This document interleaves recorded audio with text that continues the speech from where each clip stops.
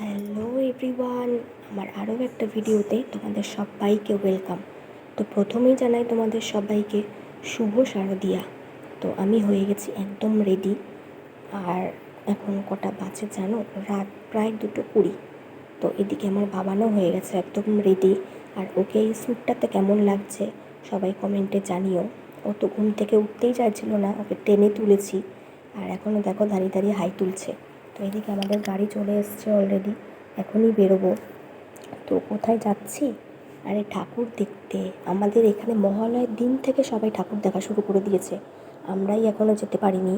তো এবার না গেলে মনে হয় আর চান্সও পাবো না, এতটা ভিড় হচ্ছে। আর এই রাত্রেবেলাও হলো একমাত্র বেস্ট অপশান, কারণ সঙ্গে বাবান আছে। তো ওকে নিয়ে রিস্ক নেওয়ার কোনো মানে হয় না। তো আমরা প্রায় চলেই এসেছি একদম কাছাকাছি। তো কোথায় কোথায় ঘুরছি, কত ঠাকুর দেখলাম সবটাই তোমাদের সাথে শেয়ার করব। তো পুরো ভিডিওটা দেখতে থাকো।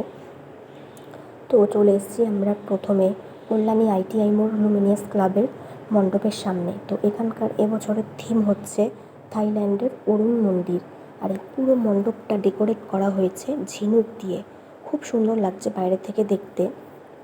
তো ভেতরে গিয়ে আমি তোমাদের দেখানোর চেষ্টা করব ঝিনুকের কাজগুলো। তো এই দেখো, ছোট বড় মাঝারি সব রকমের সাইজের ঝিনুক দিয়ে পুরো ডেকোরেট করা হয়েছে। এক কথায় অপূর্ব, অসাধারণ হয়েছে ভেতরের ডেকোরেশন। ভেতর থেকে বাইরে পুরোটাই সুন্দর হয়েছে। আর এখানে প্রতিমাটাও খুব সুন্দর হয়েছে। আর প্রতিমার গায়ে যে গহনাগুলো আছে সেগুলো হলো সবই সোনার গহনা। প্রায় 75 কেজি সোনা দিয়ে মাকে সাজানো হয়েছে। কতটা সুন্দর লাগছে শুধু দেখো মাকে, একদম রুপোলি কালারের মায়ের গায়ে সোনার গহনা, খুব সুন্দর লাগছে দেখতে। তো এবার চলে এসেছি আমরা কল্যাণী রথতলায়। তো এবছরের এখানকার থিম হলো বৃন্দাবনের প্রেম মন্দির। আর রাধাকৃষ্ণের মূর্তিটা দেখো কী সুন্দর লাগছে দেখতে।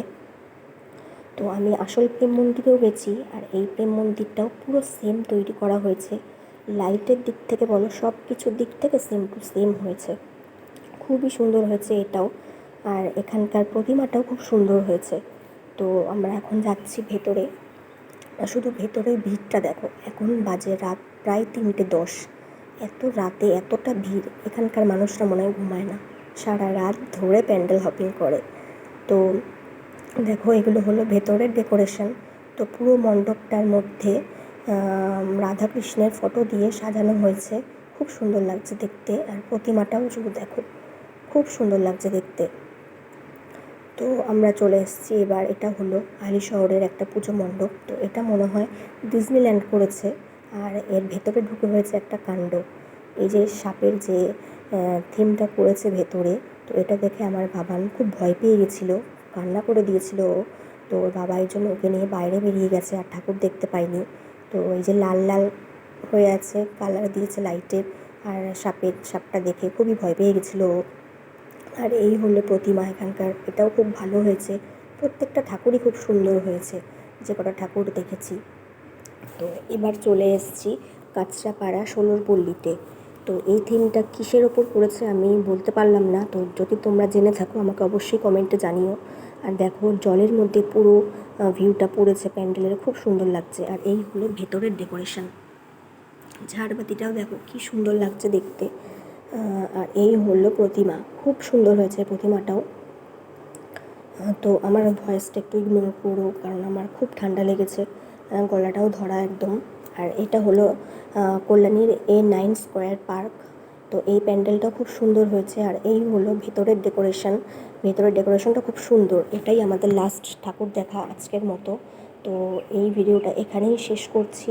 যদি তোমাদের ভালো লেগে থাকে তাহলে অবশ্যই লাইক কমেন্ট শেয়ার করে দিও, আর প্লিজ চ্যানেলটাকে সাবস্ক্রাইব করে দিও। তো আবার দেখা হবে নতুন কোনো একটা ভিডিওর সাথে। তো ততক্ষণের জন্য টাটা বাই। সবাই পুজো খুব ভালোভাবে কাটিও।